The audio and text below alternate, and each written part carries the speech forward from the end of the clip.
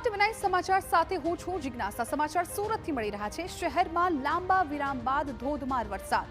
Athwa gate, Piplod, Udhna, Majura gate વિસ્તારમાં વરસાદ। Vesu, VIP road, Udhna road વિસ્તારમાં પાણી ભરાયા।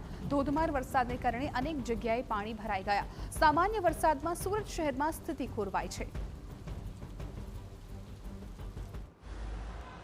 દક્ષિણ ગુજરાતની અંદર છેલ્લા કેટલાક દિવસથી જે વરસાદે જે વિરામ લીધો હતો અને ત્યારબાદ ફરીથી આજે બપોર બાદ જે સુરત શહેર અને જિલ્લાની અંદર જે વાતાવરણની અંદર પલટો આવ્યો અને ત્યારબાદ સુરત શહેરના કેટલાક વિસ્તારોની અંદર જે ધોધમાર જે વરસાદ છે તે શરૂ થયો છે અને તેના કારણે સુરત શહેરના લોકોમાં એક ખુશી જોવા મળી રહી છે। અત્યારે જે રીતે દ્રશ્યોની અંદર જોઈ શકાય છે કે સુરતના અઠવા ગેટ, જે પીપલોદ છે, ઉધના છે, રાંદેર છે, આજે અલગ અલગ વિસ્તારોની અંદર જે ધોધમાર જે વરસાદ વરસી રહ્યો છે ને તેના કારણે સુરતી લોકો ખાસ કરીને છેલ્લા કેટલાક દિવસથી જે ગરમી અને ઉકળાટ હતો તેની અંદર જે રાહત છે તે અનુભવ કરી રહ્યા છે। અત્યારે જે રીતે સુરતના કેટલાક વિસ્તારોની અંદર બપોર બાદ અચાનક વરસાદ છે તે વરસી રહ્યો છે।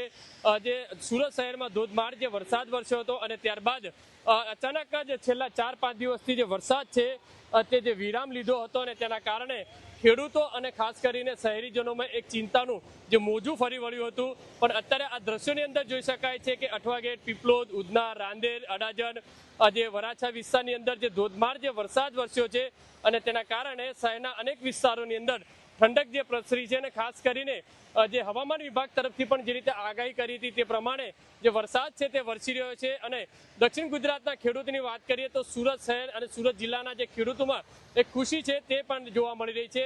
હજુ પણ 4 થી 5 દિવસ સુધી ભારે જે વરસાદ છે તે વરસી શકે છે તેવું ગુજરાત હવામાન વિભાગ તરફથી આગાહી કરી છે અને તેને લઈને તંત્ર પણ આ વખતે એલર્ટ મોડ ઉપર તેવી રીતના લાગી રહ્યું છે। કારણ કે સુરત શહેરમાં જે ભારે વરસાદ જે વરસ્યો હતો, ખાડીપૂરની સ્થિતિ સર્જાઈ હતી ને તેના કારણે અનેક લોકો મુશ્કેલીનો સામનો કરવો પડ્યો હતો।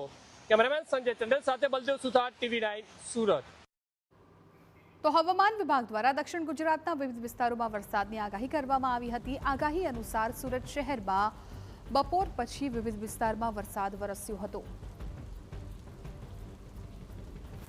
સુરત શહેરમાં બપોર બાદ અચાનક જ વાતાવરણની અંદર પલટો આવ્યો અને અનેક વિસ્તારોની અંદર જે ધોધમાર જે વરસાદ શરૂ થયો છે। અત્યારે જે રીતે સુરતના જે પીપલોદ રોડ છે ત્યાંના દ્રશ્યો તમને બતાવી રહ્યા છે કે સુરત શહેરના અલગ અલગ વિસ્તારોની અંદર જે ધોધમાર છે તે વરસાદ વરસી રહ્યો છે।